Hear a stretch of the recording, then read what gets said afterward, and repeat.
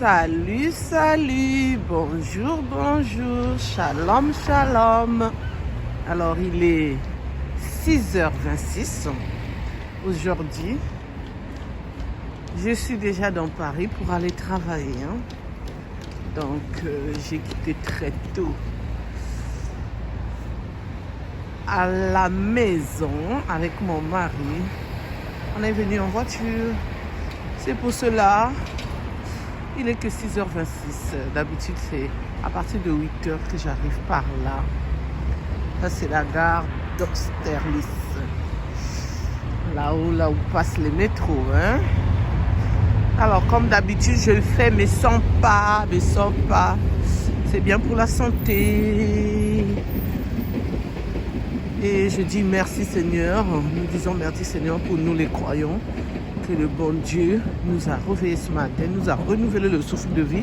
Nous pouvons que dire merci Seigneur pour cette belle journée qui va commencer pour nous. Il fait très très froid, ça caille. Protégez-vous bien. En espérant que vous vous portez bien. Moi de mon côté, ça va. Alors l'histoire d'aujourd'hui, c'est une histoire rocambolesque. Et oui, je dis bien rocambolesque. Ça se passe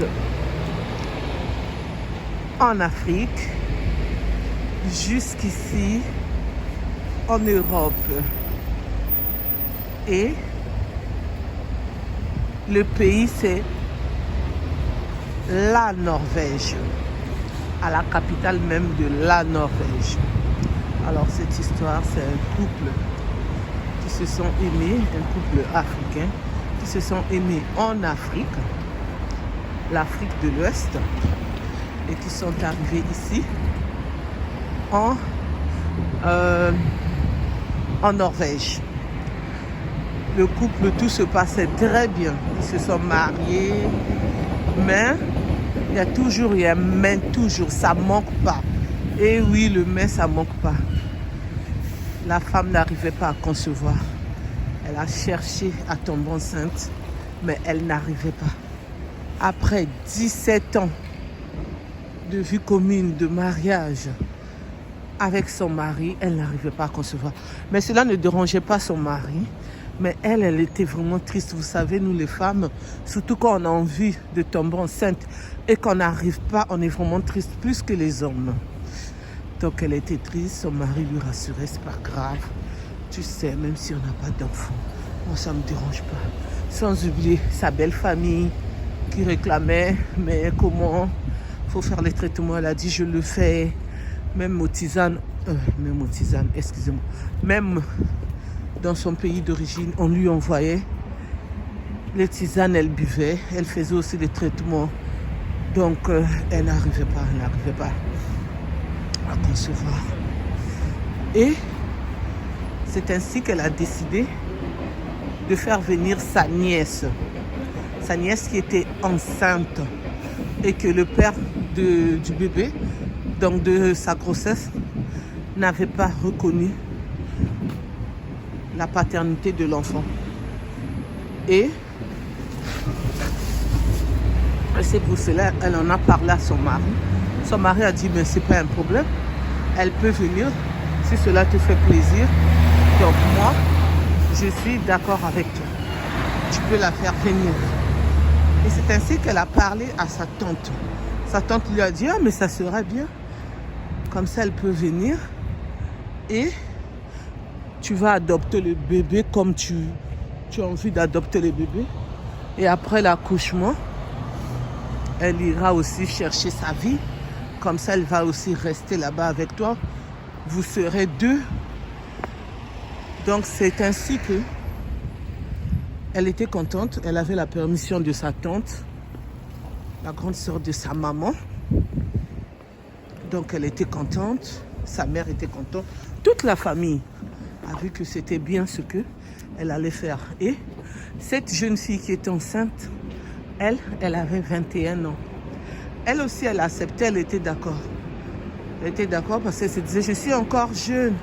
Je n'ai pas encore envie de fonder un foyer. J'ai encore envie de profiter. Vous savez, les jeunes filles d'aujourd'hui, maintenant, ils veulent d'abord profiter avant de se marier. Sauf ceux qui se disent, non, non, non, je dois me marier en même temps, faire ma vie avec mon mari et mes enfants. Mais ceux qui pensent que non, non, non, je ne peux pas d'abord me marier maintenant. Moi, c'est 30 ans, moi, c'est 35 ans, moi, c'est 40 ans. Ça dépend d'un être humain à un autre. Donc, c'est un peu ça. Donc, elle, ce n'était pas encore son envie de fonder un foyer. Donc, elle était contente que sa cousine puisse récupérer l'enfant. Après avoir fait son passeport, on va l'appeler Alice. Après avoir fait le passeport d'Alice, là-bas dans son pays d'origine, le pays se situe en Afrique, là-bas, l'Afrique de l'Ouest. Elle est partie demander le visa. Sa cousine lui a envoyé les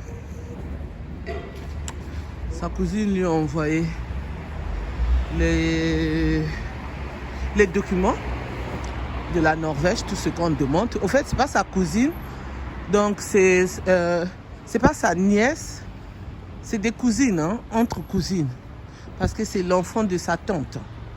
Donc la mère de Priska, on va l'appeler Priska, celle de Norvège, elle fait venir sa cousine, c'est pas sa nièce, parce que c'est l'enfant de sa tante. Donc la sœur est née de sa maman. Donc excusez-moi, quand j'ai dit la nièce, c'est pas la nièce, c'est entre cousines. Et quand elle est arrivée en Norvège, tout se passait bien. Le respect était là, l'harmonie était là, l'amour était là. En tout cas, c'est pas une fille qui fait parler. Elle était calme dans son coin. Elle arrange ce qu'elle peut arranger. Si elle a envie de préparer, elle mange la nourriture qu'elle veut. Vous savez comme on aime la nourriture du pays là. Elle prépare, elle mange, elle lui achète les aliments et tout, puisqu'elle travaillait pas encore. Donc, c'est elle qui a assuré tout, avec son mari bien sûr. Et une fois, elle est sortie, elle est partie au travail. Tout a basculé. Quand elle se sentait pas bien, elle a voulu revenir à la maison. Ils habitaient dans une maison. Elle arrive, elle voit la voiture de son mari garée.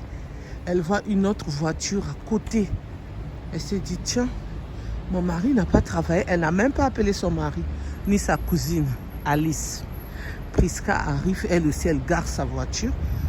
Elle ouvre le portail, elle rentre à l'intérieur, elle ouvre la porte. Au salon, il n'y avait personne. Elle va dans la cuisine, il n'y avait personne. Ils ont une chambre au rez-de-chaussée, la chambre d'amis, il n'y avait personne. C'est là où maintenant, elle a commencé à entendre les gémissements à l'étage. Donc, c'est un 2 niveaux leur maison. Et c'est là où elle a enlevé les sandales. Tout doucement, elle a commencé à monter les escaliers. Dès qu'elle arrive, elle ouvre leur chambre, là où elle dort, et elle voit le trio de 3. Devinez ce qui est dans le trio de 3. C'est Alice qui est enceinte avec son propre mari et l'ami de son mari, le meilleur ami de son mari. Donc ils étaient là en train de faire ce que vous savez qu'on fait, l'amour. Et elle était en train de regarder. Elle s'est dit, je suis en train de rêver ou quoi? Même pas 2 minutes, elle a réagi. Elle a crié le nom de sa cousine. Alice! Alice la regardait, elle avait la honte. Elle a dit, Priska, excuse-moi, c'est pas moi, c'est eux qui m'ont forcé. Depuis que je suis arrivée, ça fait 3 mois qu'on le fait. Et Alice est arrivée. Ça faisait déjà 6 mois. Et ça faisait 3 mois qu'elle avait accepté de faire ça avec le mari de Priska, qui est sa cousine, qui est sa sœur, comme on dit, qui est tout pour elle, quoi, on va dire. Et qui veut adopter son enfant et qui l'a fait venir en Norvège et qui est là pour tout pour elle pour l'instant, puisqu'elle ne travaille pas. Elle n'a pas de toit. Elle n'a pas encore une maison ou un appartement. Elle n'a encore rien. Alice a fermé la porte derrière elle. Elle est partie dans la chambre d'en bas, la chambre d'amis. Elle a commencé à pleurer, à pleurer. Le mari n'a pas pu aller rejoindre sa femme. L'ami s'est réhabillé, est parti et Alice ne savait pas quoi faire. Elle est retournée dans sa chambre. Et la nuit est tombée. Alice était arrivée aux alentours, on va dire, de 14 h. Donc elle est restée enfermée dans la chambre en train de pleurer. Et le soir, à l'heure du dîner, elle est sortie de cette chambre-là. Elle n'arrivait pas à parler à son mari. Par contre, elle est partie dans la chambre de Priska. Elle a dit à Priska, ce que tu m'as fait, je ne vais pas te pardonner. Priska dit, excuse-moi, pardonne-moi. Priska s'est mise à genoux, pardonne-moi, excuse-moi.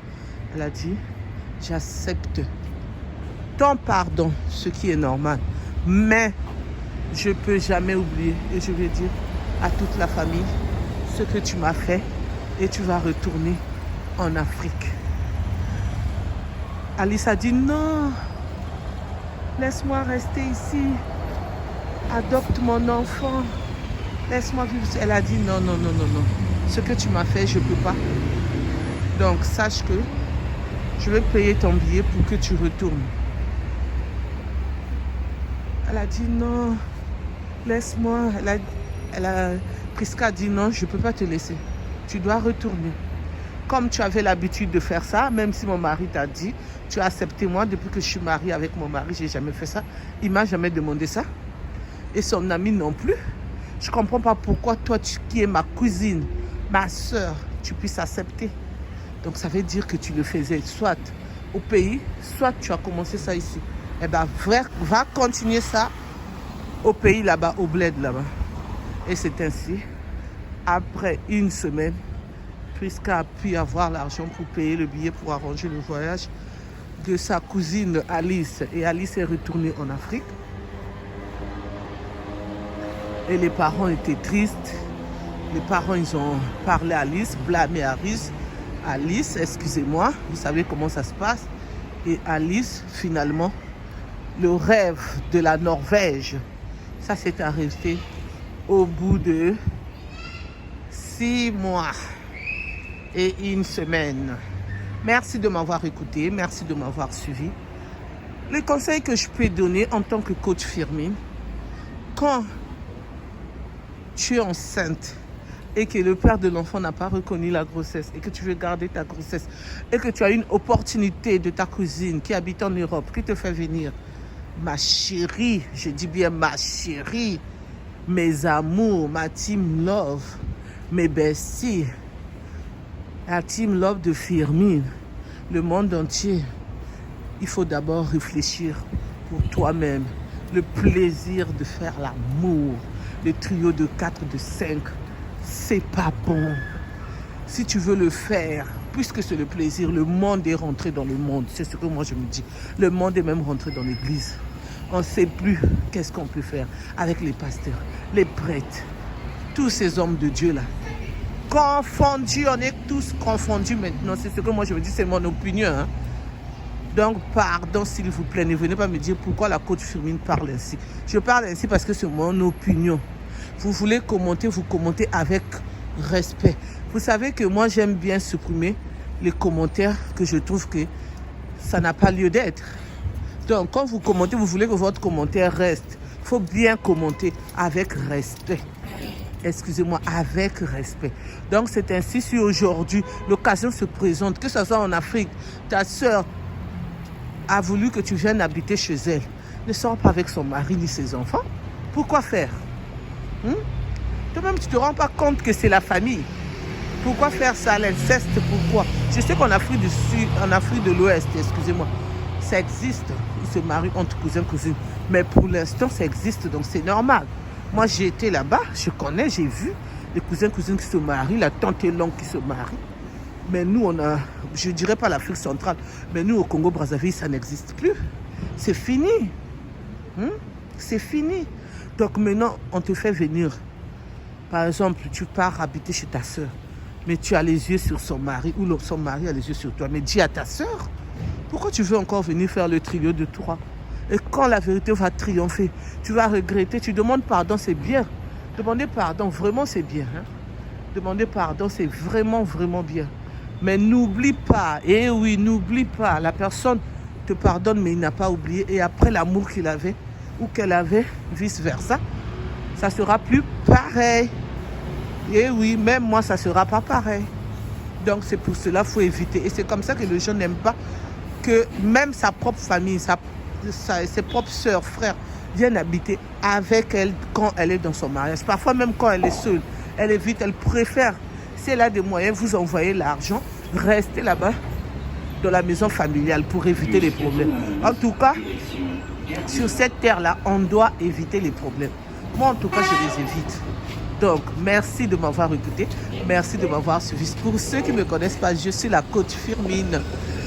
Pour ceux qui ne se sont pas encore abonnés, je vous invite à vous abonner, à liker, à partager, à commenter, s'il vous plaît. Je compte sur vous. Merci. Et n'oubliez pas aussi d'appuyer sur la cloche de notification pour recevoir les vidéos que je mettrai en ligne, s'il vous plaît. Je compte encore sur vous pour ça. Merci. Et je vous dis à bientôt pour une nouvelle vidéo.